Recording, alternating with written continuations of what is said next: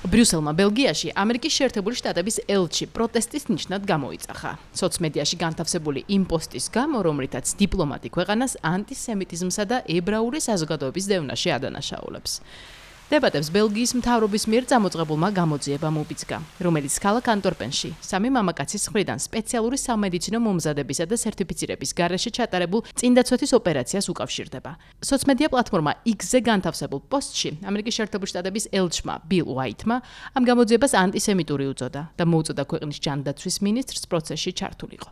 ანტისემიტიზმი მიუღებელია ნებისმიერი ფორმით და ის უნდა გავამდენოთ ჩვენი საზოგადოებიდან. პრეზიდენტი ტრამპი, ვიცე-პრეზიდენტი ვენსი, სახელმწიფო მდივანი რუბიო და მე მოვუწოდებთ ბელგიას ამ საკითხზე უკეთ იმუშაოს. კერძოდ კი უნდა შეწყვიტოთ ეს სულელური და ანტისემიტური დევნა სამი ებრაელი რელიგიური პირის მიმართ ანტვერპენში. ისინი აკეთებენ იმას, რაც ათასობით წელი აკეთდება. ბელგიის ჯანდაცვის მინისტრმა უნდა დაართოს მათ ნება შეასრულონ საკუთარი ვალდებულებები ბელგიაში.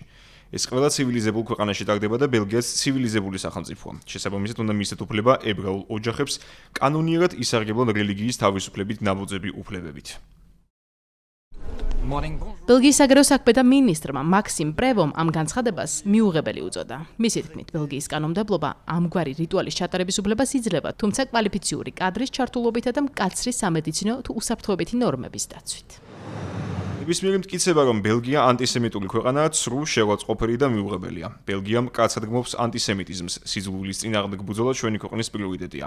ამ კონკრეტულ შემთხვევას კი კანონიერი გამოძიება კონკრეტული მიზეზით შეეხება და პროცედურების შესახებ კომენტარების გაკეთება არ მსურს. ბელგიის ანტისემიტურად წარმოჩენა არაა უბრალოდ არასწორი, არამედ ესაა საშიში დეზინფორმაცია და ის ძირს უთხრის რეალურ ბრძოლას სიძულვილის წინააღმდეგ.